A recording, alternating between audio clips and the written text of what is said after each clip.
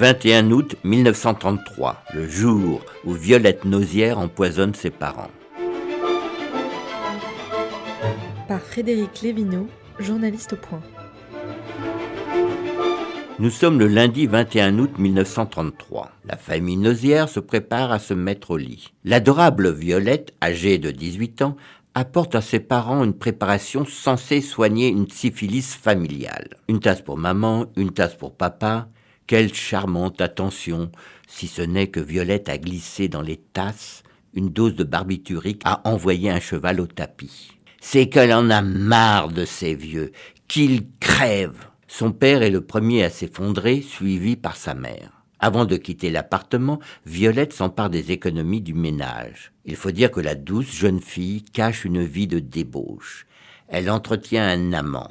Depuis longtemps, elle vole dans les magasins et va même jusqu'à se prostituer. C'est ainsi qu'elle attrape la syphilis. En mars 1933, le mal s'aggrave. Pour faire passer la pilule à ses parents, elle convainc un médecin de lui rédiger un certificat de virginité et de prétendre que sa syphilis est héréditaire. Elle commet alors une première tentative d'empoisonnement sur ses parents en leur faisant ingérer des somnifères qu'elle présente comme un médicament pour éviter la contagion. À noter qu'elle absorbe également des comprimés pour se suicider. Mais la dose est trop faible et tous les trois évitent la mort. D'où la deuxième tentative du 21 août. Mais cette fois, Violette ne tente pas d'accompagner ses parents dans la mort. Elle revient à leur domicile le surlendemain de l'empoisonnement. Elle trouve son père mort, mais sa mère respire encore.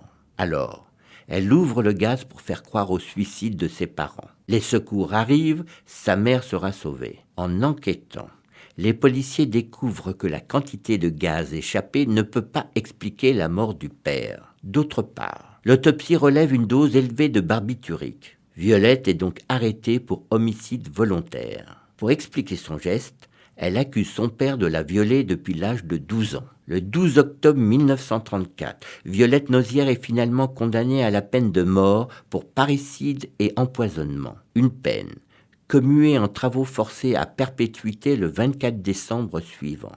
Puis, le maréchal Pétain réduit sa peine à 12 ans. Et enfin, le général de Gaulle lève son interdiction de séjour. À 30 ans, Violette est libre. Elle fonde une famille et à 48 ans, elle est même réhabilitée. Une série réalisée par Megan Kieki.